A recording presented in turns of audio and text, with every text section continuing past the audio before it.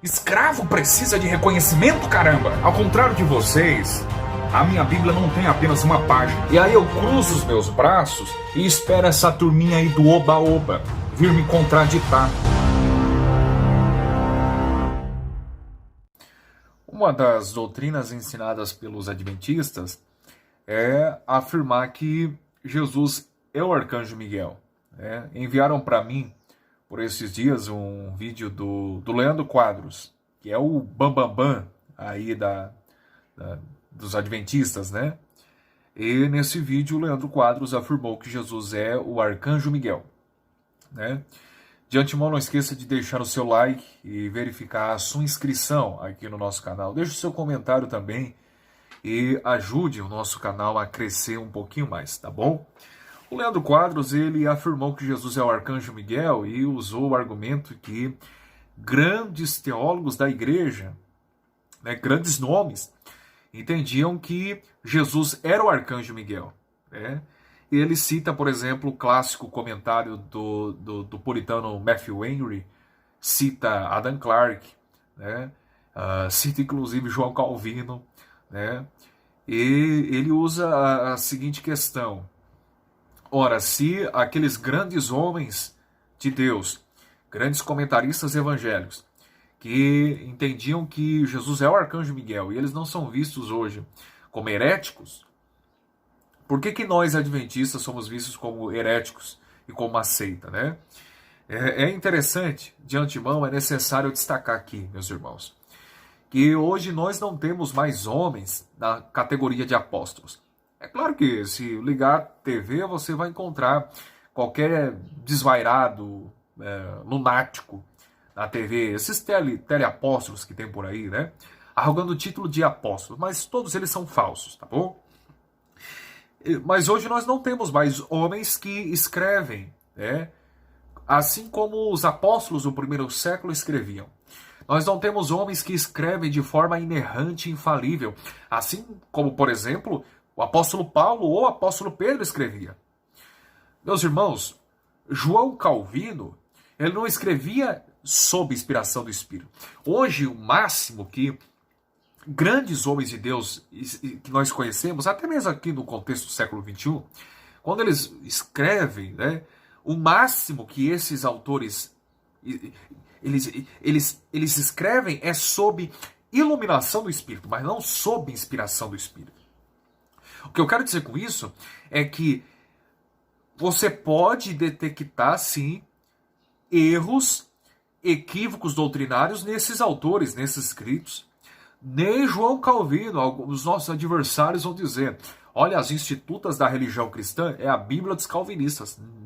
Não, senhor. Nem Calvino, que era Calvino, escreveu sob inspiração do Espírito. Ele escreveu sob a iluminação do Espírito, é claro. Mas é possível nós detectarmos erros e equívocos. Por quê? Porque ninguém mais escreve como os apóstolos escreviam. Homens são falíveis. E mesmo se Calvino afirmasse que Jesus era Miguel, isso não abalaria o que está registrado na Escritura. Isso não mudaria o que a Bíblia diz sobre quem é Jesus e sobre quem é Miguel. Ok? Mas vamos... É só um adendo aqui que eu precisava destacar. Mas vamos entender o que João Calvino fala sobre o arcanjo Miguel na íntegra, né? Vamos ver.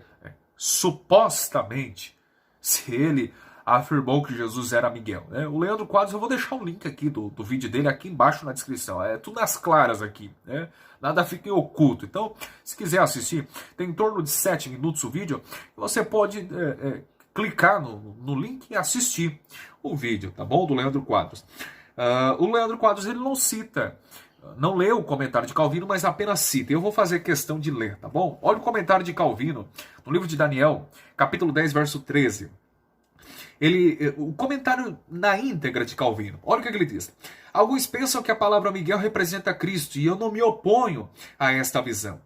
Claramente suficiente se todos os anjos guardam os fiéis e eleitos, ainda que Cristo ocupe o primeiro lugar entre eles, porque ele é o seu cabeça, e o seu ministério e assistência, e usa, melhor dizendo, o seu ministério e assistência para defender todo o seu povo. Mas como isso não é geralmente admitido, eu deixo agora sob a incerteza e direi mais sobre o assunto no capítulo 12.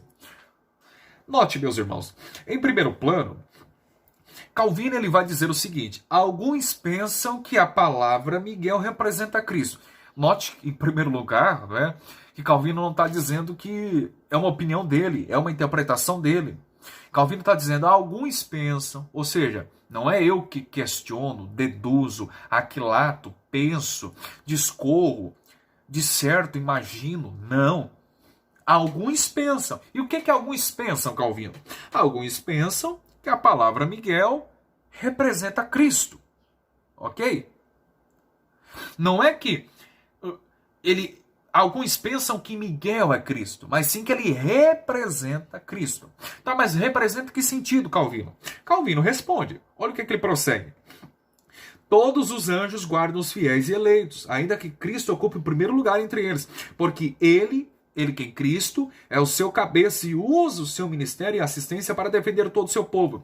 Calvino está dizendo que da mesma forma como os anjos são guardadores e protetores do povo de Deus, Cristo tem esse ministério. Qual ministério? De ser protetor, guardador, preservador, mantenedor do seu povo, da sua igreja, das suas ovelhas, dos seus leitos, dos seus eleitos e assim por diante. Percebe que é esse o sentido que Calvino quis dizer aqui. Não é que Jesus é o arcanjo Miguel, mas ele tem um ministério que, assim como os anjos têm, um ministério, só que ele ocupa a primeira posição. Qual ministério? Protetor, provedor, mantenedor do seu povo. Na verdade, é o próprio Jesus que usa o ministério dos anjos para guardar o seu povo. Você lembra a carta aos Hebreus 1,14? O autor, inspirado pelo Espírito Santo, vai dizer, não são todos eles espíritos ministradores? O que são espíritos ministradores? Os anjos, enviados a serviço a favor daqueles que hão de herdar a salvação.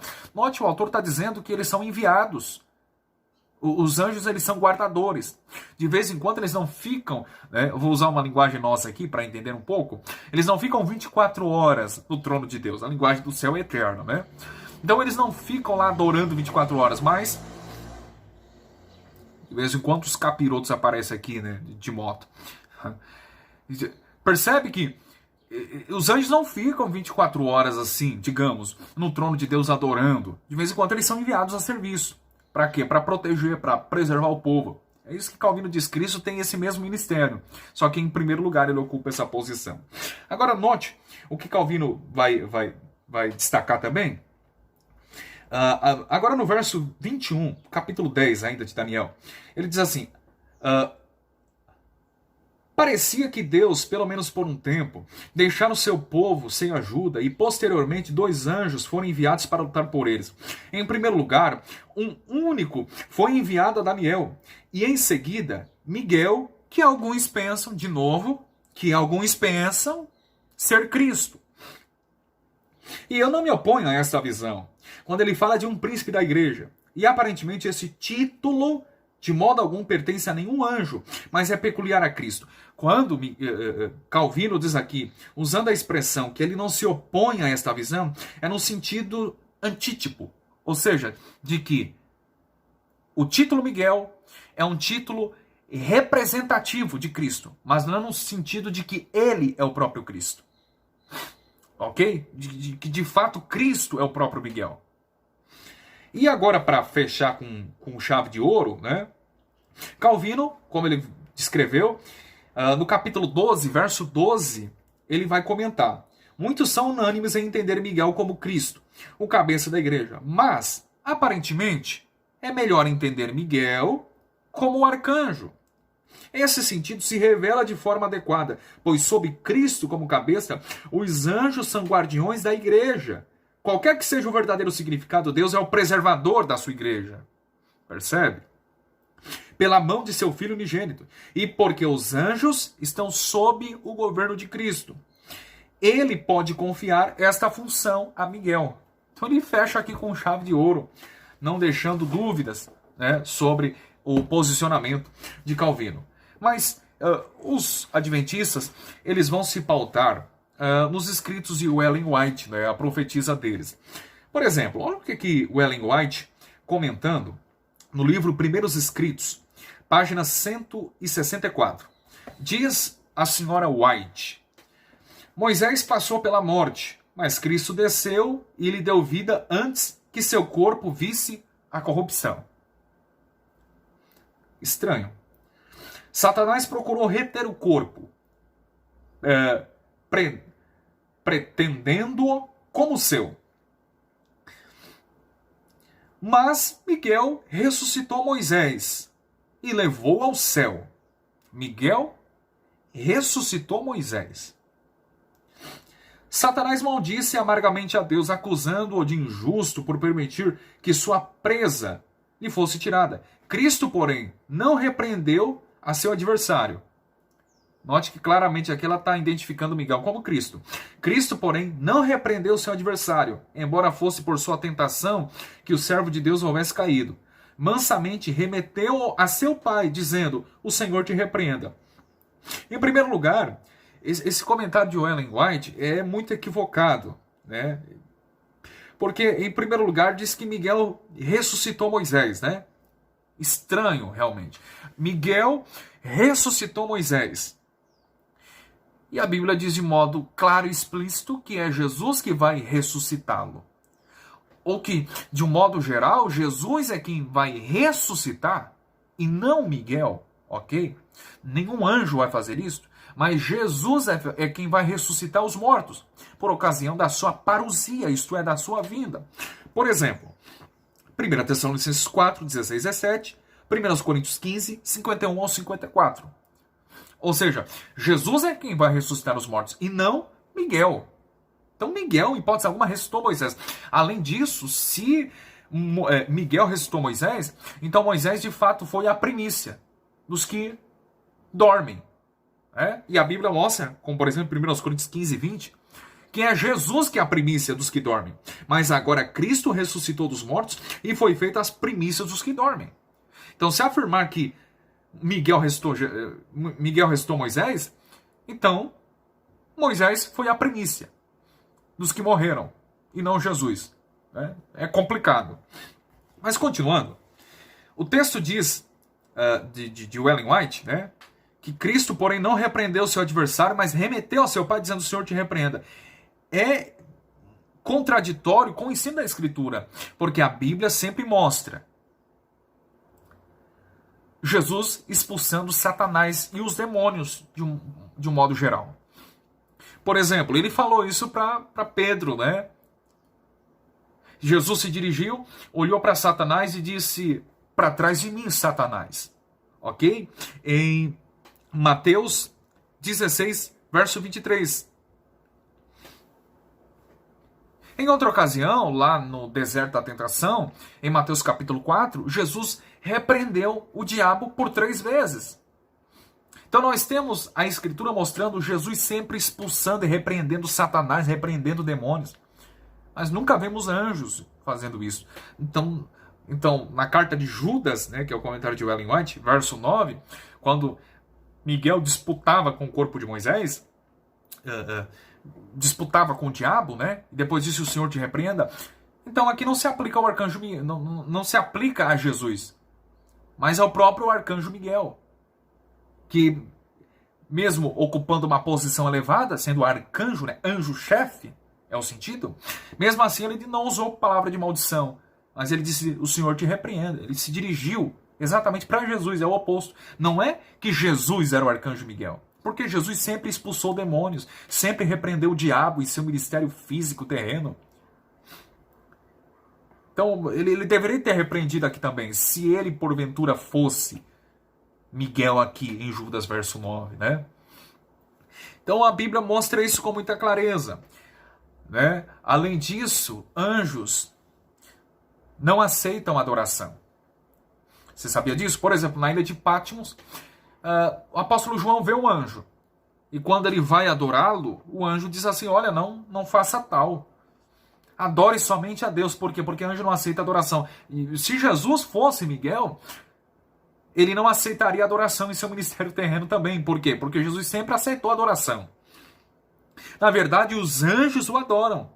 Hebreus 1 e 6, Apocalipse 5, 11 ao 13.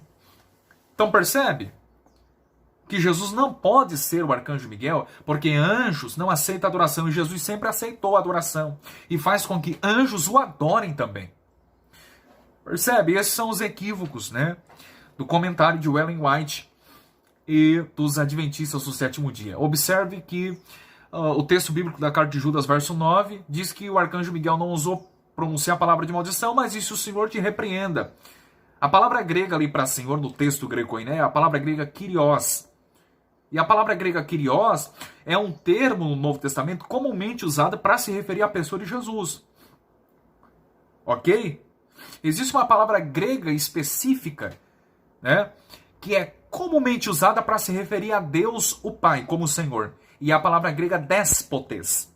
E a palavra grega que vai aparecer ali em Judas verso 9, dizendo: o Senhor te repreenda, não é déspotes, não é Deus, o Pai, mas Kyrios, que é uma palavra grega usada especificamente para Jesus.